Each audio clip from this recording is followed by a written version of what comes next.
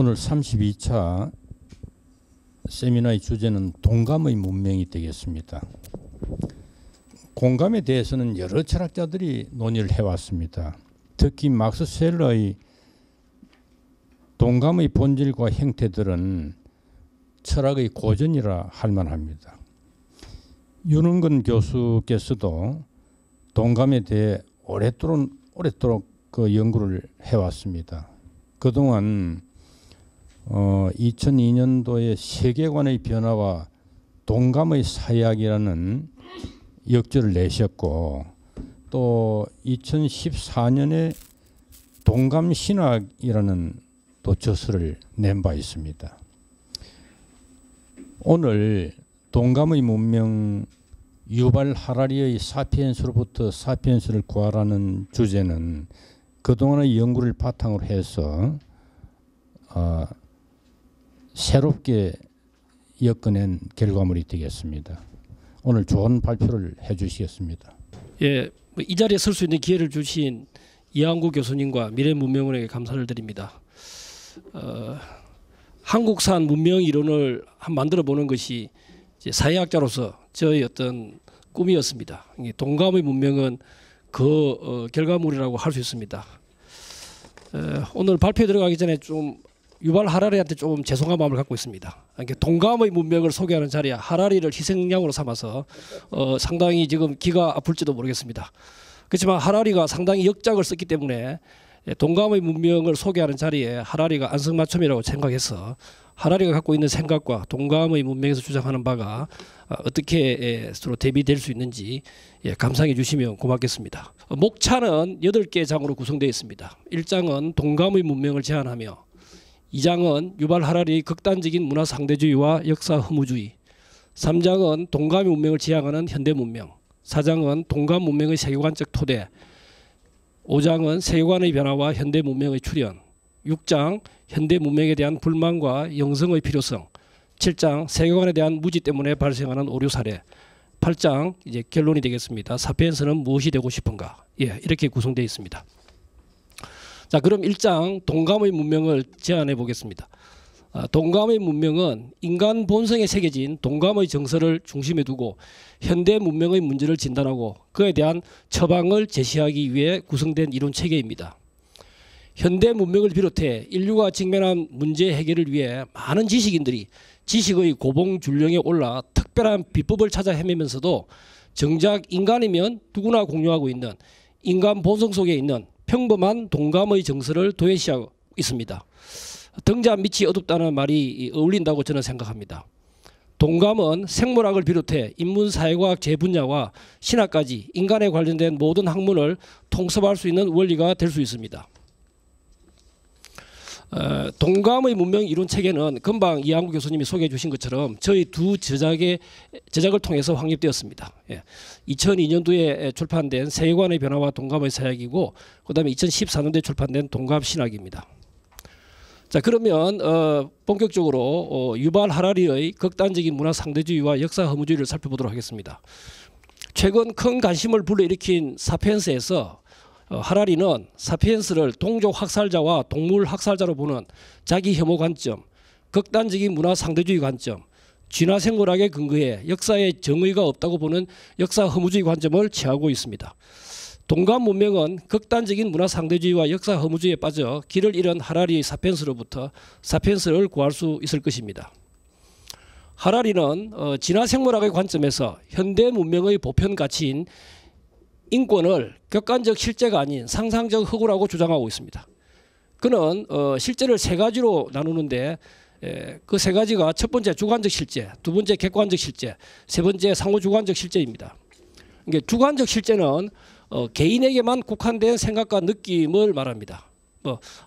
두 번째는 객관적 실제로 자연 질서처럼 개인의 생각과 느낌과 관계없이 객관적으로 존재하는 것이라고 존재하는 것을 의미합니다. 세 번째 상호주관적 실제는 문화처럼 여러 사람의 의사소통에 의존하는 것입니다.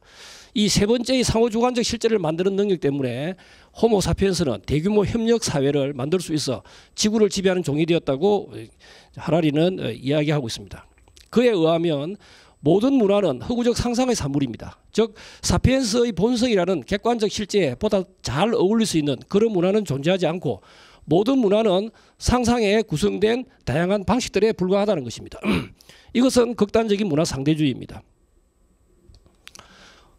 그에 의하면 기원전 1776년의 함무라비 법전에 나타난 신분제와 남녀 차별의 인간 불평등 가치, 또 그와 반대로 기원 후 1776년의 미국 독립선언서에 나타난 인간 평등의 가치는 똑같이 허구라는 것입니다. 이 둘 모두 객관적 타당성을 말할 수 없는 신화로 어느 것이 옳고 어느 것이 틀렸다고 말할 수 없다. 예, 이런 주장입니다. 평등 가치는 허구의 기독교 신화에 근거한 것이지 사실이 아닙니다. 객관적 실제를 연구하는 생물학적 진화론에 의하면 사피엔스들은 각기 다르게 진화해 서로 차이가 있다, 불평등하다는 것이 바로 사실이다, 이렇게 하라리는 주장합니다. 이러한 주장의 연장선상에서 그는 미국 독립선언문을 생물학 용어로 다음과 같이 번역할 것을 제안합니다. 우리는 다음의 진리가 자명하다고 믿는다. 모든 사람은 평등하게 창조되었으며 이들은 창조주에게 생명, 자유, 행복의 추구를 포함하는 양도 불가능한 권리를 부여받았다. 그런데 이것을 우리는 다음의 진리가 자명하다고 본다. 모든 사람은 각기 다르게 진화했으며 이들은 변이가 가능한 모종의 특질을 지니고 태어났고 여기에는 생명과 쾌락의 추구가 포함된다. 이렇게 바꿀 수 있다는 겁니다. 평등과 인권을 허구로 규정하는 이러한 관점은 역사에는 정의가 없다는 역사 허무주의로 귀결됩니다. 그러나 하라리는 이러한 허구 관점을 일관성 있게 유지하지 못합니다. 자신도 자신의 허구 관점이 잘못됐다는 것을 무의식적으로 느끼고 있는 겁니다. 그는 사피엔스라는 책의 80쪽, 81쪽에 보면 일쪽에서 역사를 통틀어 언제나 상류계급은 하류계급보다 똑똑하고 강건하며 전반적으로 우수하다는 주장을 펼쳤다. 이들은 언제나 스스로를 속였다. 이거는 강조는 제가 한 겁니다. 이렇게 썼습니다. 이 말은 인간들 사이에 차이가 없이 평등한 것이 사실인데 마치 큰 차이가 있는 것처럼 상류계급이 동료인간을 속였다는 의미입니다. 즉 함무라비 법전과 같은 인간 불평등 주장은 모두 속이는 짓이라는 겁니다. 이 말로 하라리는 자신의 어떤 논지를 스스로 논박하고 있다고 볼 수 있습니다. 그러면 이제 현대 문명이 어떻게 동감 문명을 지향하는지 살펴보겠습니다. 동감 문명이란 동감 행위 원리가 일상적인 삶의 방식이 되는 문명, 다시 말하면 동감의 중력이 작용하는 문명을 말합니다. 행위 원리는 인간이 상호작용하는 방식을 말하는데 이는 크게 두 가지로 나눌 수 있습니다. 하나는 지배의 원리고 하나는 동감의 원리입니다. 지배 원리는 힘으로 상대방을 자신의 뜻에 복종시키는 것을 행위의 중심에 둡니다. 이와 반대로 동감 원리는 모든 인간을 평등한 존재로 보고 상대방의 동감을 얻는 것을 행위의 중심에 둡니다. 그래서 이 두 원리는 서로 상극관계에 있습니다. 지배의 원리가 지배하는 곳에서는 동감의 원리가 나타날 수가 없습니다. 어떤 문명도 지배 행위 원리로부터 완전히 자유로울 수 없지만 상대적으로 전통 문명은 지배 원리를 중시하는 반면 현대 문명에서는 동감이 바람직한 행위 원리로 여겨지게 됩니다. 그럼 동감에 대해서 좀 더 구체적으로 살펴보겠습니다. 동감은 샤프츠베리, 허치슨, 휴움, 스미스 등 스코틀랜드 계몽주의자들 사이에서 강범하게 사용된 개념입니다. 이 사람들이 전부 다 18세기에 활동했던 사람들입니다. 그래서 아까 독일의 어떤 그런 개념보다 조금 더 앞선 게 아닌가 하는 저는 그런 생각을 갖고 있습니다. 이를 가장 집중적으로 탐구하고 체계한 인물은 애덤 스미스입니다. 스미스는 국보론 이전에 출판된 도덕감정론에서 동감 이론에 대해서 자세하게 논의하고 있습니다. 이게 굉장히 중요한데 스미스는 정치경제학을 세우기 전에 그 정치경제학의 기본 토대가 인간 본성이 어떻게 근거하고 있는가를 충분히 이야기했음에도 불구하고 많은 사람들이 스미스를 갖다 제대로 읽지 않고 자꾸 이게 자유시장주의자로만 인식하는 그런 오류를 계속 번복하고 있습니다. 그래서 이런 인간적 토대가 없이는 과연 시장경제가 작동할 수 있을지 우리는 보다 분명하게 인식을 해야 됩니다. 최근 뇌과학의 발달로 동감의 정서가 인간 본능 속에 있다는 것이 확인되면서 동감에 대한 논의가 활발하지만 저는 동감을 태도로 한 인간 사회의 작동 방식을 스미스보다 더 훌륭하게 설명한 글을 아직 보지 못했습니다. 심퍼시는 뭐 이렇게 연민, 동정으로 번역되기도 하지만은 보다 더 광의로 타인의 기쁨, 슬픔, 고통, 분노, 두려움 등과 같은 모든 종류의 열정에 대해 동료 인간으로서 갖는 유사한 감정을 말합니다. 이것은 너무나 자명한 사실이라서 특별히 증명할 필요가 없다. 스미스는 이렇게 말을 하고 있습니다. 영화를 볼 때나 책을 읽을 때 주인공이 부모를 잃고 슬퍼하는 장면이 나오면 마음이 찡하면서 자신도 모르게 눈물이 흐릅니다. 또 약한 자가 강한 자의 부당한 핍박에 분노하는 장면이 나오면 우리 마음에도 분노가 저절로 생깁니다. 그래서 동감은 국적, 인종, 종교, 나이, 성별에 관계없이 인간이면 누구나 공유하는 감정입니다. 그것은 인간 본성의 자연스러운 반로입니다. 이탈리아 파르마 대학교의 리촐라티 교수는 원숭이 실험을 통해서 이 뇌 속에 이런 동감을 불러일으키는 역할을 하는 세포가 있다 하고 하면서 그것을 거울신경세포라고 불러서 아주 유명하게 됐습니다. 자, 동감은 행동을 하는 당사자와 지켜보는 사람 사이에 상상에 의한 입장의 전환을 통해서 일어납니다. 당사자가 행동할 때 지켜보는 사람은 상상에 의해 스스로를 당사자의 상황에 놓게 됩니다.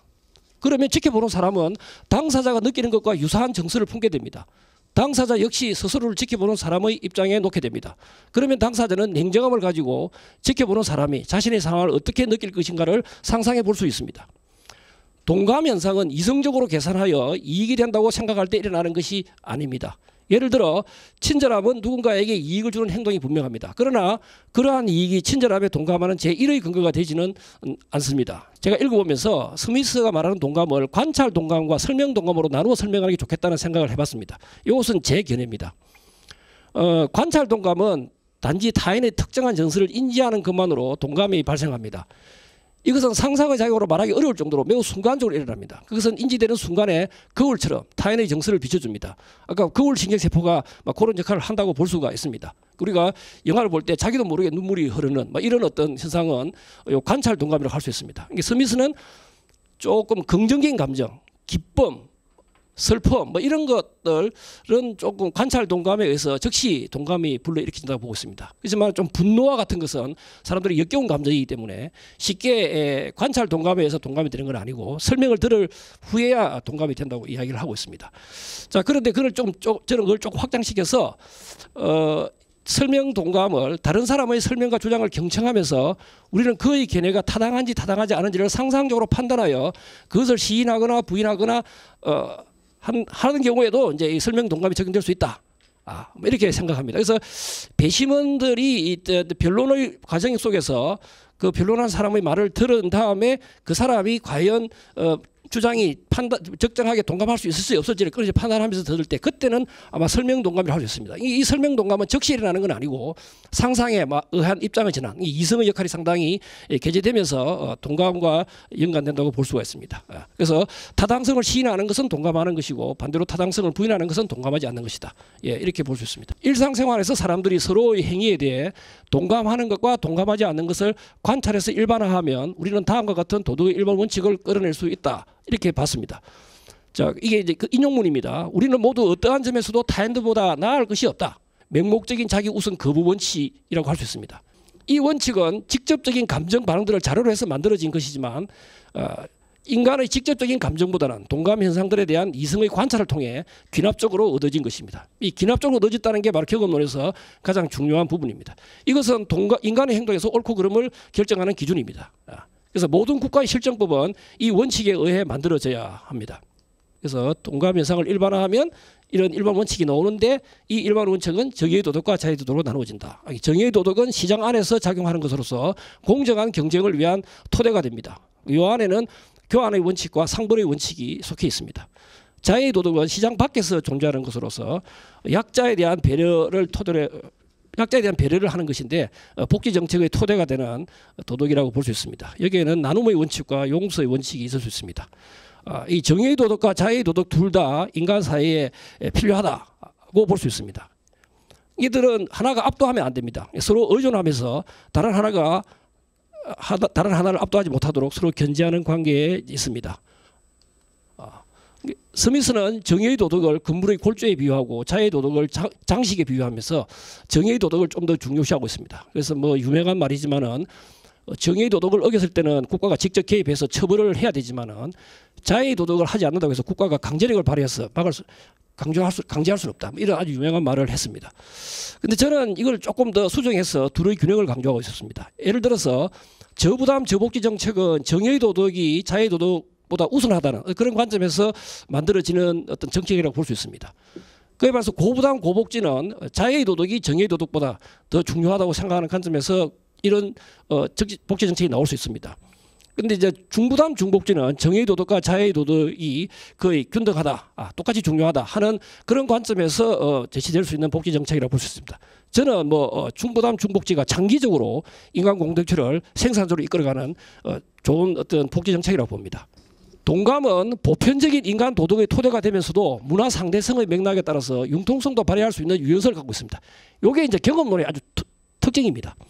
이게 합리론은 원칙에 어긋나는 것을 무자비하게 잘라내는 반면에 경험론은 이질적인 사례를 상당히 어느 정도 포용하는 성격이기 때문에 일반적인 가이드를 제시하면서도 다른 예외가 있을 수 있다는 걸 항상 강조하는 게 경험론의 아주 장점이라고 저는 생각합니다. 그래서 다른 문화적 전통을 가진 사람들이 만났을 때 맹목적인 자기 우선 거부 원칙에 따라서 서로의 차이를 관용하고 존중하는 태도를 취할 수 있습니다. 또 이 동감은 자유주의와 공동체주의 사이에 대입을 지향하는 제3의 길을 열 수 있지 않을까, 이건 조심스럽습니다. 사실 뭐 이렇게 다 이렇게 주장하기는 어렵고 한번 이렇게 써보았습니다. 자유주의는 개인의 독립성과 자유로운 자기 실현을 강조합니다. 그래서 좀 인간을 입자로 봅니다. 개개인을 입자로 보는 성향이 아주 강합니다. 이제 공동체주의는 공동체 전체의 내러티브와 공동선을 강조하기 때문에 인간을 파동으로 보는 성향이 강합니다. 연속체로 본다는 것이죠. 근데 제가 이제 생각할 때 빛이 입자인 동시에 파동인 것처럼 인간도 입자인 동시에 파동이라는 이중성을 갖는다는 게 제 생각입니다. 그래서 인간은 특정 공동체의 내러티브 안에서 동감을 추구하고 하며 살아가기도 하지만 다른 한편으로는 자신이 속한 공동체와 자신을 분리하여 객관화하면서 자유로운 자기 실현을 추구하면서 다른 공동체 사람들과 동감을 나누기도 합니다. 평등권과 자유권을 주축을 하는 인권에 대한 인식은 강자들의 부당한 학대로 인한 약자들의 분노와 고통에 대한 동감 없이는 불가능합니다. 부당한 행포에 대한 약자의 분노와 고통에 동감해서 그것을 자신의 분노와 고통으로 느끼지 않는다면, 그리고 나의 억울함에 대한 분노와 고통에 대해 다른 사람이 동감해 주기를 바라지 않는다면 인권 개념은 결코 생겨나지 않았을 겁니다. 미국 독립선언서의 표현처럼 인간의 권리가 증명할 필요가 없는 자명한 진리인 이유는 뭘까요? 그건 바로 인간 보석 속에 새겨져 있어서 누구나 알 수 있는 원초적 동감의 정서 때문입니다. 자명성의 요구는 인권의 역사에서 핵심이 된다, 이렇게 린하트가 이야기하고 있는데요. 그것은 감정이 건강한 것이다. 그런데 그 인권에 대한 요구는 몽테스키 말을 빌리자면 자연의 울부짖음, 본성의 울부짖음입니다. 애덤 스미스는 자명성을 이성에서 도출하는 시도를 인간의 본성에 관한 과학이 유년기에 있었을 때 빚어지는 성급한 결론이라고 보았습니다. 주로 로크에 대한 비판에서 그렇게 했습니다.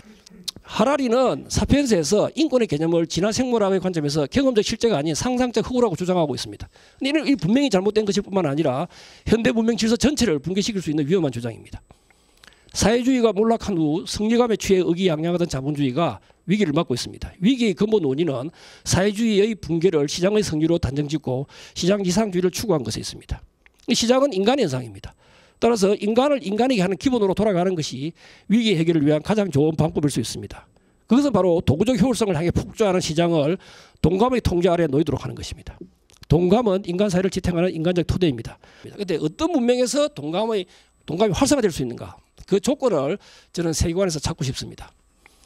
이제 세계관이 이제 세계의 근본과 삶의 궁극적인 문제들에 대한 입장인 만큼 그것은 반드시 무한에 대한 성찰로 나아갑니다. 이게 근본과 궁극을 찾으려는 인간의 노력은 결국 무한적인 것에 이르러서야 안식할 수 있습니다. 왜냐하면 인간은 유한하지만 무한을 사모하는 이중적 존재이기 때문입니다. 모든 동물은 유한에 고착되어 있지만 인간만은 유독 무한에 대한 사모함을 굉장히 많이 갖고 있다는 것이죠. 이 무한 개념은 궁극적 실제라고 불릴 수 있습니다. 우리가 ultimate reality 해가지고 여러 종교들에서 뭐 기독교의 신, 불교의 공, 유교의 천이나 태극, 도교의 도, 뭐 힌두교의 브라만 등 이 모두 무한을 의미하는 궁극적 실제라고 할 수 있습니다. 이게 모든 종교 경제는 이에 대한 언급으로 시작됩니다. 이게 바로 이제 인지적 신념이거든요. 우리 문명은 이런 인지적 신념에 바탕을 두고 전개된다 하는 어떤 가장 토대가 될 수 있습니다. 뭐 제가 뭐 언급은 안 했지만 하이데거의 존재, 그다음에 뭐 이게 스피노자의 능산 자연, 그 뭐 아리스토텔레스의 순수 형상, 플라톤의 선의 이데아, 이 전부 다 저는 이 궁극적 실제 무한 개념이라고 보고 있습니다. 각 문명의 세계관적 특성을 다양하게 분류할 수 있겠지만은 이 글은 유한 세계관과 무한 세계관의 분류를 제시합니다. 유한 세계관은 유한은 무한을 붙잡을 수 없다. capable of, 이게 능력이 되지 않는다, 뭐 이런 거 그런 의미를 그렇게 보는 유형이고, 무한세계관은 유한은 무한을 붙잡을 수 있다. 예, 보는 유형입니다. 즉 유한한 존재인 인간이 자신의 능력과 의지로 무한한 궁극 실제에 도달하거나 성취할 수 있느냐 없느냐, 뭐 이거 그게 기준이 되겠습니다. 그럼 먼저 유한 세계관은 무한의 절대 진리를 추구하기보다는 유한한 경험 세계를 인식하고 분석하는 객관적 활동을 중시합니다. 따라서 경험 세계에 대한 공정한 관찰이 지식을 획득하는 이상적인 방법으로 간주됩니다.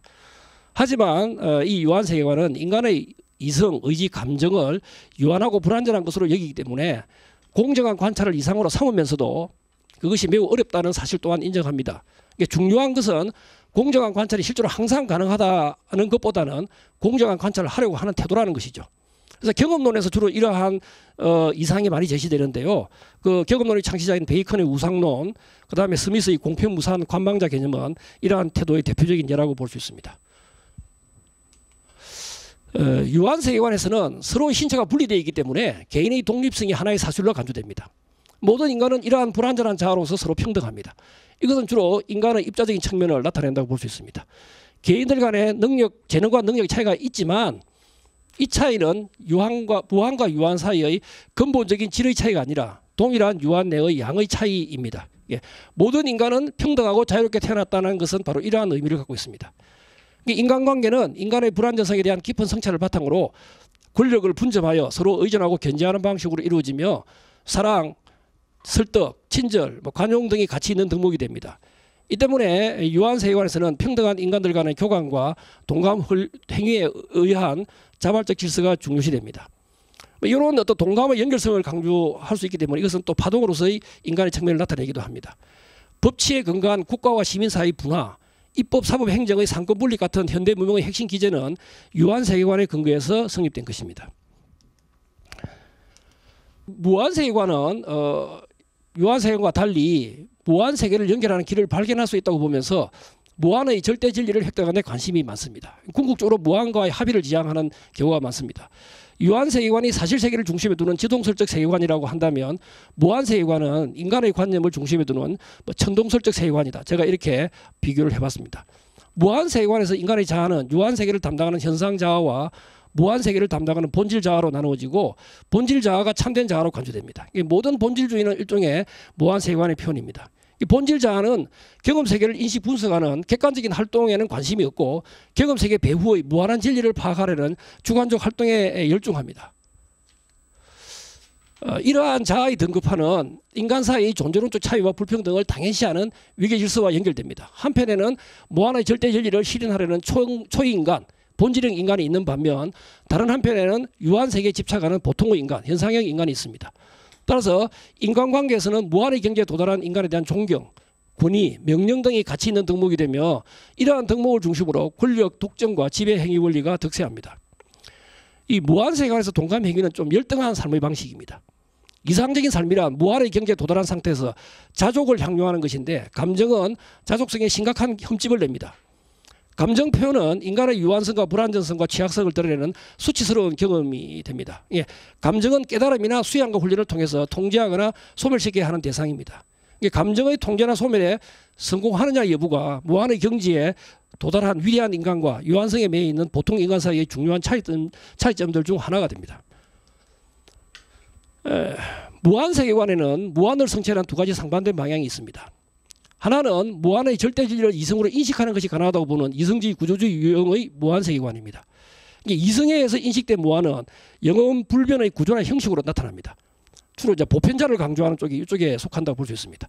이러한 이성 인식은 특별한 능력을 가진 소수에 의해서만 가능한 것으로 여겨집니다. 경험 세계를 그 배후의 구조적 통일성으로 환원하려고 하는 압력이 항상 존재하고 이러한 압력은 독단주의와 형식주의를 초래해서 전체주의, 독재, 전제주의, 근위주의 등으로 나아갑니다. 그래서 이 독단적인 어떤 진리를 통해서 동감을 억압하는 경우가 발생합니다. 다른 하나는 이성이 아니라 의지나 감정의 고양과 실존적 체험을 통해 무한에 참여하거나 그것과 합의할 수 있도록 여기는 반이성주의 실존주의 유형의 무한 세계관입니다. 여기서 무한은 무제약성을 의미합니다. 그래서 영원 불변의 구조를 갖는다는 것은 제약되어 있으며 유한하다는 표시이며 따라서 참된 무한이 아니라고 봅니다. 지속적으로 변화하는 무한이 참된 무한으로 이제 인식됩니다. 무한의 실현은 형식 해체와 동일시되며 본질 자아는 형식 해체적 자아가 됩니다. 따라서 이성에 의한 분별지는 독단으로 경멸되고 그것을 해체하는 무분별지가 참된 지식으로 여겨집니다. 이게 이제 지식은 뭐 개념으로 표현할 수 없다 이렇게 되는 것이죠. 경험 세계를 그 배우의 해체적 다양성으로 환원시키려고 하는 압력이 존재하게 되고 그래서 과격한 인식론적 도덕적 상대주의를 초래합니다. 반이성주의 실존주의는 두 가지 스펙트럼을 갖고 있습니다. 그래서 이성주의 구조주의가 득세하고 지배하고 있는 곳에서는 반이성주의 실존주의는 형식 해체로만 치닫습니다. 극단적으로. 예, 극단에 대해서 극단으로 대립을 하다 보니까 그래서 프랑스의 포스트 모더니즘은 반이성주의 실존주의가 극단적으로 치달은 사례라고 저는 해석을 하고 싶습니다. 그렇지만은 반이성주의 실존주의 자체가 하나의 지배적인 집단이 되면 이제 또 태도가 돌변하게 됩니다. 그 이유는 첫째로 다양성의 원리를 현실 속에서 고지고대로 추구하면 집단이 해체됩니다. 둘째로 반이성주의 실존주의에서도 무한의 상태를 실현하는 것이 이상이기 때문에 그렇게 돌변합니다. 이 돌변하는 대표적인 예가 저는 독일의 사례라고 봅니다. 그러니까 독일의 모든 대부분의 철학은 반이성주의 실존주의에 근거해서 신비적인 공동체를 강조하는 그런 어떤 태도를 보이고 있습니다. 이러한 변신을 위해서 개인의 참된 자유는 공동체 속에서만 가능하다는 신비적 논리가 개발됩니다. 즉 개인의 참된 실존은 바로 집단적 실존이다. 이렇게 되는 것이죠. 그래서 개별적 주체로의 해체는 전체 속으로의 요괴를 의미합니다. 그래서 독일 낭만주의에서는 끊임없이 개성을 강조하다가 집단적 개성으로 국가적 개성으로 이렇게 개인의 개성이 집단 내지는 국가의 개성으로 통합돼 버리는 그래서 독일 전체주의의 어떤 중요한 이 비합리적 토대가 되고 있다고 저는 해석을 하고 싶습니다. 이게 분리 불가능한 전체를 강조하는데 이성주의 구조주의는 불변하는 구조적 위계서열을 강조합니다. 하이라키가 항상 있는 것이죠. 그에 반해서 반이성주의 실존주의는 구조적 위계서열을 개인의 소외로 보고 일체의 구조를 해체하고 미분화된 일체감을 추구하는 그런 방식으로 전체를 강조합니다. 그래서 이 무한 개념에 도달하지 못한 이런 종교와 사상이 많습니다. 그래서 자연 숭배, 정령 숭배, 토템 숭배, 뭐 다신론 등은 아직도 무한이 전면에 등장하지 않는 그런 조금 발달이 덜 된 인간 사상이 발달이 덜 된 그런 과정이라고 볼 수 있습니다. 이제 고동 종교와 정신 사상에서는 반드시 무한 개념이 나타납니다. 나타나는데 그 무한을 우리가 성취할 수 있느냐 없느냐에 따라서 유한세계관, 무한세계관으로 이렇게 나누어집니다.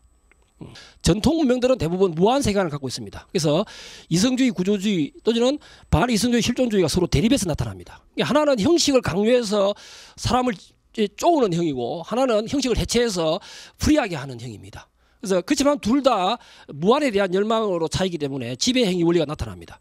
그래서 주로 형식주의의 특징을 갖고 있는 그런 무한세계관은 유교, 힌두교, 가톨릭, 파르메니데스의 존재이론, 플라톤주의, 데카르트 주의 등이고 그다음에 이제 반이성주의 실존주의의 어떤 무한세계관은 도교, 불교, 기독교 신비주의, 헤라클레이토스의 유전이론, 소피스트, 포스트 모더니즘 이런 식으로 나타납니다. 근데 현대 문명에도 이런 전통 문명들의 문법이 많이 들어가 있습니다. 그래서 굉장히 많이 유력한 세력이 되어 있습니다. 그렇지만 본류는 아니라는 것이죠. 현대 문명을 만드는 본류는 유한세계관이고 그것은 형식과 형식 해체 사이에서 밸런스를 유지하면서 사회 질서와 개인의 자유를 균형을 유지하려고 하는 쪽이고 동감의 행위 원리를 전면에 내세우면서 그 비받침이 되는 사상은 성경적 기독교 문명 그리고 근대 경험론이라고 볼 수 있습니다. 자, 그러면 다섯 번째 장 세계관의 변화와 현대 문명의 출현. 가톨릭 루터 칼뱅의 세계관 차이는 무엇보다도 신론에서 분명히 나타납니다. 제가 뭐 성찬론, 교회론 여러 가지 내용들을 책에 다 소개해놨는데 요 시간 관계상 제가 신론만 이 논문에서 소개를 했습니다. 이들은 같은 신을 믿고 있지만 신에 대한 이해는 완전히 다릅니다. 가톨릭은 무한자의 신을 창조물 뒤에 존재하면서 인간의 이성을 통해 파악되기를 기다리는 그 이성적 존재로 이해했습니다. 인간을 인간답게 하는 게 이성인데요. 신과 인간은 같은 이성을 공유하고 있습니다. 그래서 이성적인 신이 이성적인 인간을 만든 것입니다. 이성은 감각적이고 잠정적인 세계를 초월하여 영원 불변하는 신적 본질을 명상해야 한다. 이게 이제 중세 이성의 역할이거든요. 또 신의 몸이 영원 불변하는 교회의 위계 구조 형태로 존재합니다. 그래서 가톨릭에서는 교회 건물을 신의 몸으로 보고 있습니다. 실제로. 교회 건물로 보지 않습니다. 그런 의미에서 이것은 이성주의 구조주의 유형의 무한세계관입니다. 중세 가톨릭 왕국은 기독교 신앙을 전면에 내세웠지만 실제로는 플라톤과 아리스토텔레스의 그리스 사상을 빌려와 빼도록 삼았습니다. 플라톤과 아리스토텔레스는 모두 인간을 이성적 존재로 규정하면서 무한성을 성취할 수 있는 이성의 능력에 대한 깊은 신뢰를 갖고 있었습니다. 플라톤의 선의 이데아와 아리스토텔레스의 순수 형상에 대한 열망은 모두 이성에 의한 무한성의 성취를 위한 것입니다. 이게 가톨릭 사상을 떠받친 실제론. 그래서 플라톤 형의 강한 실제론과 아리스토텔레스 형의 온건한 실제론이 있지만은 둘 다 이성주의에 근거한 겁니다. 중세의 기독교 왕국 체계는 플라톤이 제시한 국가 체계와 매우 닮았습니다.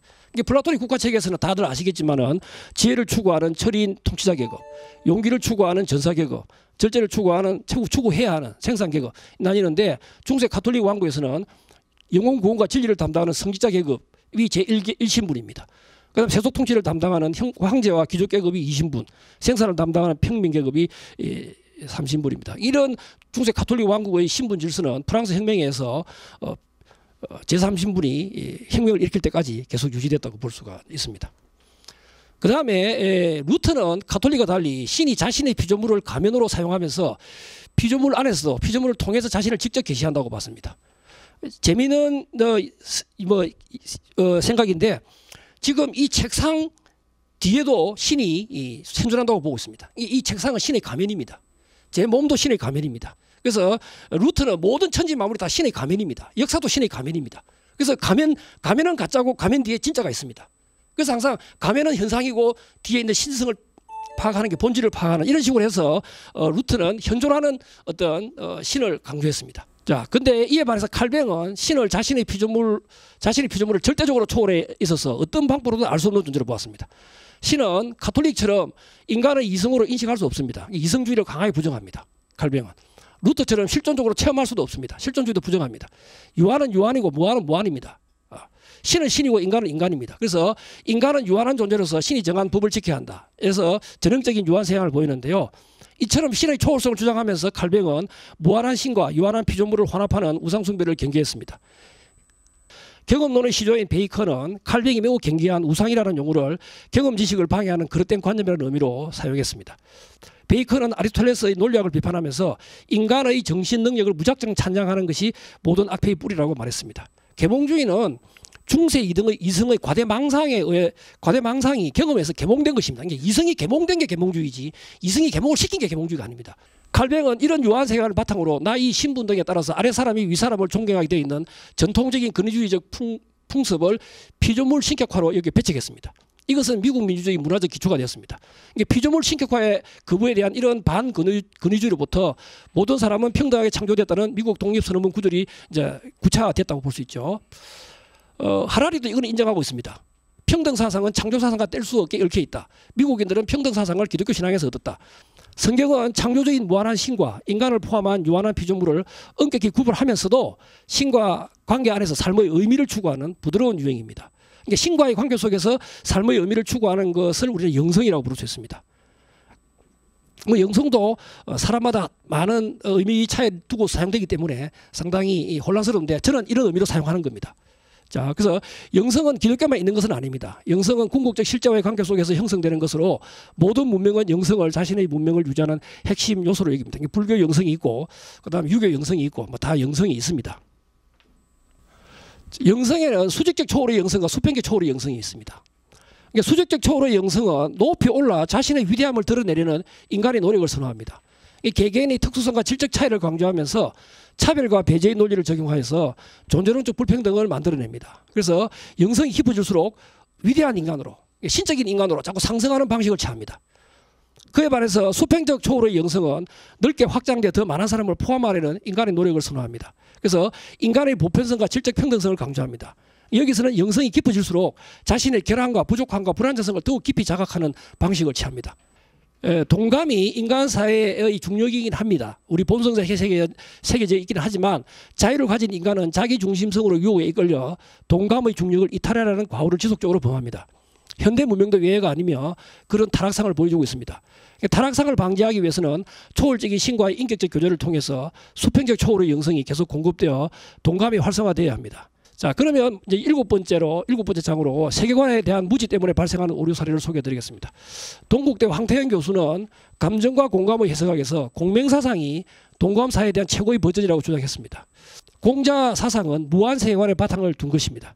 그러니까 다음과 같은 중용의 첫 구절은 공명에서 비롯되는 유교 사상의 기본 프레임이라고 됩니다. 그러니까 유교 사상은 이에서 출발해서 여기 돌아온다고 생각합니다. 아무리 심오한 유교 이론이라도 결국 여기서 출발해서 여기로 온다고 생각이 제 생각입니다. 하늘이 명한 것을 성이라고 성에 따르는 것을 도라고 하며 도를 닦는 것을 교라고 한다. 그러니까 이것은 교육을 통해 도를 닦아서 성을 완성해 하늘과 하나가 되는 것을 지향합니다. 천인합일입니다. 그래서 공자님께서 70세에 종심소욕 분류구의 경지에 올랐다. 이게 종심소욕 분류구라는 것은 마음 내키는 대로 욕망대로 행동해도 법도에 어긋남이 없는 그런 완벽한 상태입니다. 그래서 이런 식의 천인합일 경지를 지향하기 때문에 성인과 범인 사이에는 천양지차입니다. 무한성과 완전성을 실현하려는 것과 무한성과 완전성을 사모하는 것은 전혀 다릅니다. 인간은 다른 생명체와 달리 무한성과 완전성에 대한 사모함이 있습니다. 이 사모함 때문에 자신이 유한하고 불완전하다는 것을 깊이 깨닫게 됩니다. 다른 동물들은 이런 그게 없기 때문에 자신의 유한성과 불완전성을 전혀 모릅니다. 그냥 엉구된 채 살아갑니다. 무한성과 완전성을 실현할 수 없음에도 불구하고 그것을 사모하면서 자신의 유한성과 불완전성을 인정하는 인간의 이중성. 이 이중성 때문에 인간은 참으로 균형을 찾기 어려운 존재입니다. 이 균형을 찾기 어려운 존재가 만들어낸 정치 공동체가 민주주의입니다. 이게 민주주의 문명은 이 이중성에 인해서 균형을 잡으려고 하는 끊임없는 노력의 결과 유지되는 게 민주주의입니다. 그래서 이런 깨달음이 있어 민주주의 견제와 균형의 민주주의 문명이 생겨나고 운영되는 것입니다. 현대 민주주의 문명을 수호하기 위해서는 중화 문명의 도전을 잘 극복해야 됩니다. 하라리는 역사 허무주의 관점에서 호모 데우스로 진화하는 길목에 서 있는 사피엔스를 무장 해제시킵니다. 제가 어떻게 무장 해제시키는지 아주 자세하게 모든 인용을 다 달아놨습니다. 하라리가 도대체 어떤 말을 하고 있는지. 사피엔스는 무엇이 되고 싶은가 묻습니다. 다 해제시켜놓고 무엇이 되고 싶은가 묻습니다. 아무 의미 없는 질문을 던진다는 것이죠. 이런 말을 하고 있습니다. 사피엔스의 역사가 정말 막을 내릴 참이라면 우리는 그 마지막 시도로서 마지막으로 남은 하나의 질문에 답하는데 남은 시간의 일부를 바쳐야 할 것이다. 우리는 무엇이 되고 싶은가. 그러나 사피엔스의 역사는 막을 내리지 않을 것이다. 호모 데우스로 진화하는 일이 생길지는 모르지만 그렇다고 해서 사피엔스는 자신의 역사를 버리지 않을 것입니다. 현대의 사피엔스는 원초적 동감의 정서라는 사실에 근거한 평등과 자유를 지키기 위해 파시즘과 또 공산주의와 싸워 이겼습니다. 사피엔스는 불평등과 부자유를 당연시하는 세력들이 있다면 두려워하지 않고 그들과 싸우기를 선택할 것입니다. 현대의 사피엔스는 불평등과 부자유가 사피엔스를 얼마나 고통스럽게 했는지를 자신의 역사에서 잘 배워 알고 있습니다. 서로 사피엔스가 호모 데우스로 진화한다고 하더라도 그는 자신의 본성 속에 있는 동감의 정서를 버리지 않을 것입니다.